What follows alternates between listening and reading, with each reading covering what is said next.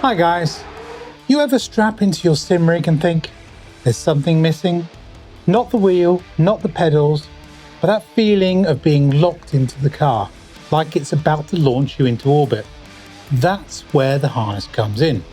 Today we're diving into why adding a racing harness isn't just about looks, it's the gateway to serious feedback, belt tensioners, and a cockpit experience so real you forget you're still in your living room. There are two key reasons to add a race harness to your sim rig: immersion and force feedback. Especially in VR, a harness helps trick your brain into believing you're actually in a race car. You're not, of course, but every added layer of realism helps sell the illusion.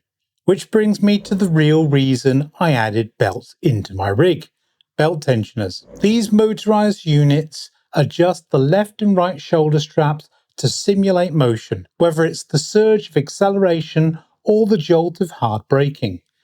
It's a whole new level of immersive feedback. Let's talk mounting. The standard thread size for harness eye bolts in real cars is 7/16 UNF. Many belt kits include these bolts, but you still need to source your own mounting plates.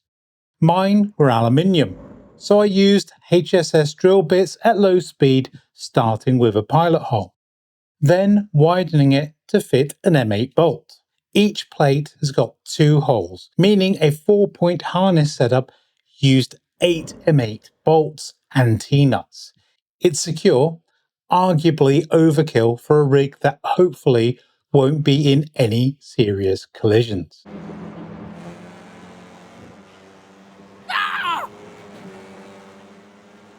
Eventually, I switched to a cleaner solution: M8 eye bolts. These are screwed directly into your rig's profile using T-nuts. They're a bit longer, but the included spring washers help bridge the gap nicely. Now each belt uses just one T-nut, no oversized welding plates cluttering the rig. Harnesses typically adjust at both the front and rear. Since sim rigs are smaller than real cars, expect to do some serious tweaking to get a snug fit.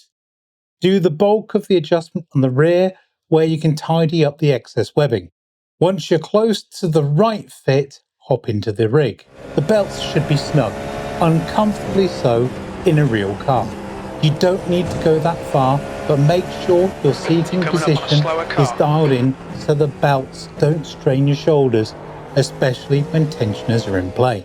I wouldn't recommend cutting the belts unless you're ready to sew them up afterwards. Leaving a bit of excess at the front makes it easier to tweak the fit for others, assuming you're generous enough to share your rig. If you've used a race harness before, you know they're not exactly comfy.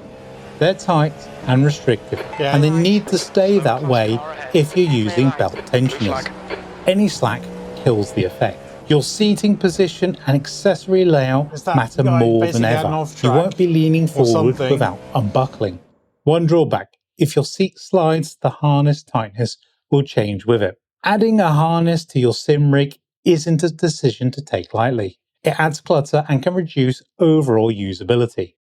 Toy harnesses are fine for aesthetics or static immersion, but if you're planning to use belt tensioners, you need the real deal. These systems put load on the belts, and flimsy straps won't cut it. If I weren't chasing active effects, I probably wouldn't bother.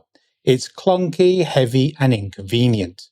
But with the effects, well, that's the story for another video, which I hope you will join me for. If you have enjoyed this little belt installation video, don't forget to give me a like.